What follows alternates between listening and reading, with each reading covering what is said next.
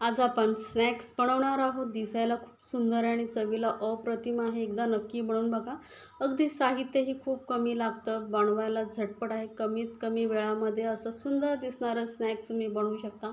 दिसायला सुंदर असलं की मुलंही खूप आवडीने खातात। तर त्यासाठी आता आपल्याला लागणार आहे मैदा। तर इथे मी 2 कप मैदा घेतलेला आहे। तुम्हाला जर 2 कप मैदा नसेल घ्यायचा तर 1 कप मैदा आणि 1 कप गव्हाचं पीठही घेऊ शकता। तर नाश्ता खुसखुशीत होण्यासाठी मैदा घेतलेला आहे। त्यानंतर मी इथे ओवा घेतलेला आहे। छान चव येते, हातावरती असं चुरून घालायचं आपल्याला ओवा, त्यामुळे ओव्याचा जो स्वाद आहे तो छान असा उठून येतो। सोबतच आपण इथे 1 चमचा एवढं कुटलेली लाल मिरची असते ना, चिली फ्लेक्स ते घेतलेले आहेत। सोबतच अर्धा चमचा इथे मी पिझ्झा मिक्स, जो पिझ्झा मिक्सवरती घालतो ना मसाला, तो घेतलेला आहे। सोबतच 1 चमचा कसुरी मेथी घातलेली आहे आणि छान असा टेस्ट येते। पिझ्झा मिक्स नक्की घालून बघा। सोबतच आता आपण इथे चवीनुसार घालणार आहोत मीठ आणि 2 चमचे आपण इथे घालणार आहोत तेल मोहनसाठी। यामुळे काय होईल, आपला जो नाश्ता आहे छान असा खुसखुशीत होईल। तर 2 कप मैद्यासाठी फक्त 2 चमचे तेल घ्यायचं, म्हणजे एका कपाला 1 चमचा असं 2 चमचे मी तेल घेतलेले आहे। आता तेल चांगलं असं पिठाला चोळून घ्यायचं आणि सर्व साहित्य मस्त असं मिक्स करून घ्यायचं आहे। जास्त तेल घातल्यामुळे काय होतं, आपला जो नाश्ता आहे मस्त ऑइली होतो। त्यामुळे फक्त 2 चमचे, एका कपाला तुम्ही 1 चमचा या प्रमाणात तेल घालायचं आहे। तर पिठाला तेल चांगलं चोळून घेतल्यानंतर असं मोठी घट्ट करून बघायची बघा। पीठ असं बांधलं गेलं आहे का, म्हणजे आपलं मोहन जे आहे बरोबर आहे। तर कमी वाटत असेल तर मग मूठ नाही बांधली गेली तर मग थोडंसं तेल अजून तुम्ही घालू शकता। आता थोडं थोडं पाणी घालून आपण हे पीठ असं मस्त असं मऊसूत, एकदम मऊ पण नाही आणि एकदम घट्ट पण नाही, असं पीठ मळून घ्यायचं आहे आपल्याला। हे स्नॅक 1 महिना 2 महिने साठवूनही ठेवू शकता। असं घट्ट डब्यामध्ये मस्त राहतं आणि खूप कुरकुरीत होतं। तर पीठ बघा मस्त असं मळून घेतलेलं आहे, चिली फ्लेक्स वगैरे टाकल्यामुळे छान दिसते। तर 1 कपामधला पाव कप पाणी उरलेलं, एवढं पाणी आपल्याला 2 कप पीठ मळण्यासाठी लागलेलं आहे। तर मस्त असं परत थोडा वेळ आपण छान असं मळून घेतल्यानंतर यामध्ये घालायचं 1 चमचा तेल आणि परत थोडा वेळच आपण मळून घेणार आहोत। असं असं दिसायला खूप छान दिसते बघा। हे पीठच एवढं सुंदर दिसतं ना, त्यामुळे आपलं स्नॅक्सही खूप छान दिसतं। त्याला आपण थोडा वेळ असं मुरत ठेवणार आहोत, कमीत कमी 10 मिनटं, जास्त नाही, म्हणजे मसाल्यांचा जो आपण घातलेला आहे फ्लेवर छान पिठामध्ये उतरेल। आता 10 मिनटानंतर बघा पीठ आपलं मस्त मुरलं गेलेलं आहे छान असं। तर याला परत थोडा वेळ हलकंसं असं मळून घेणार आहोत। आता मळून घेतल्यानंतर मी घेते पोळपाट। पोळपाटावर ते आपण असं थोडंसं हलकंसं याला रोल करून घ्यायचं आहे, गोल लांबट करून घ्यायचे, कारण याचे आपल्याला गोळे डिवाईड करायचे आहेत, छोटे छोटे बॉल बनवायचे। तर आधी अर्धा भाग करायचा आहे आणि म्हणजे कसं करायला, अर्ध्या भागाचे 4 भाग या पद्धतीने आपल्याला एकसमान याचे बॉल बनवून घ्यायचे आहेत। असं केल्याने प्रत्येक जो बॉल आहे व्यवस्थित एकसमान होतो। तर हे बघा, हे असे मी 8 भागमध्ये हे डिवाईड करून घेतलेले आहेत। तर आधी आपल्याला 4 भागांचा गोळ्यांचा वापर करायचा आणि 4 पोळ्या ज्या आहेत गोळे ते नंतर वापरणार आहोत। त्याचे गोल गोल असे गोळे बनवून घेऊया आपण। मी दाखवलेल्या रेसिपी जर तुम्हाला आवडत असतील तर चॅनलला लाईक्स, कमेंट्स आणि सबस्क्राईब करायला विसरू नका। सोबतच बेल आयकॉनवरती क्लिक करा, म्हणजे माझ्या नवीन रेसिपीची नोटिफिकेशन लगेचच तुमच्यापर्यंत पोहोचेल। आता 4 पैकी 1 बॉल मी घेतला आहे, त्याला थोडंसं सुकं पीठ लावून घेतलं आहे, म्हणजे लाटायला सोपं जातं। तर अगदी पातळ नाही, थोडी मध्यम अशी आपण ही पोळी लाटून घेणार आहोत, छोट्या साईजची। तर बघा, एवढ्या साईजची आपण ही अशी पोळी लाटून घ्यायची आधी।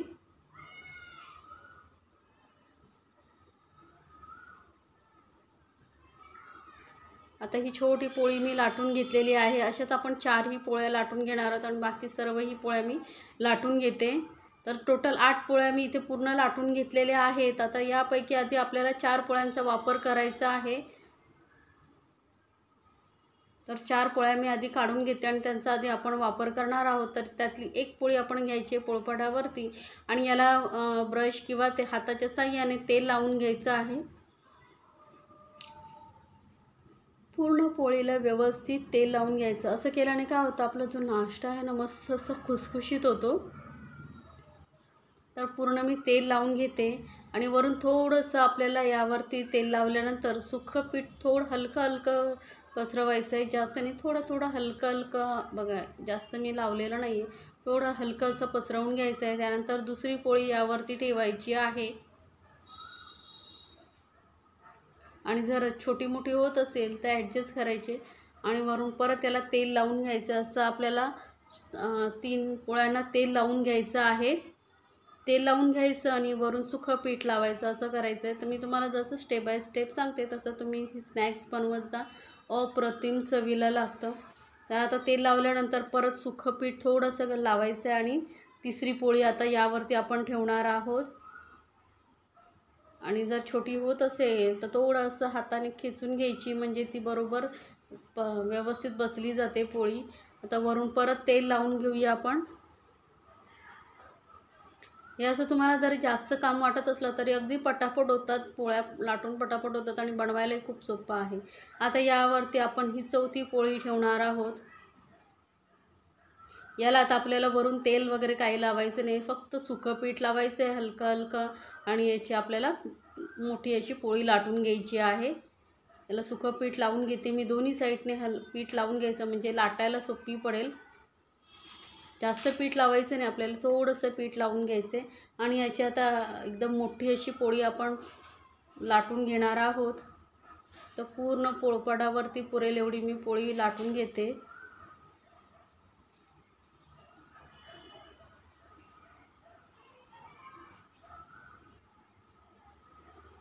अगदी हलक्या हाताने लाटून घ्यायची म्हणजे आपण जे लेअर केले आहेत ते व्यवस्थित राहतील. बघा किती छान असं अगदी अलगद लाटली जाते, सॉफ्ट एकदम असं पीठ आहे, त्यामुळे मस्त असं लाटायलाही खूप सोपी जाते. तर या पद्धतीने मी पोळी पूर्ण लाटून घेतलेली आहे. बघा किती पातळ पोळी आपली झालेली आहे. इतपत अशी पातळ पोळी लाटून घ्यायची आहे. त्यानंतर सुरीच्या साहाय्याने बरोबर मध्यभागी कट करायचं आहे.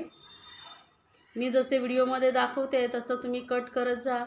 त्यानंतर परत मध्यभागी अशी कट करायची आहे.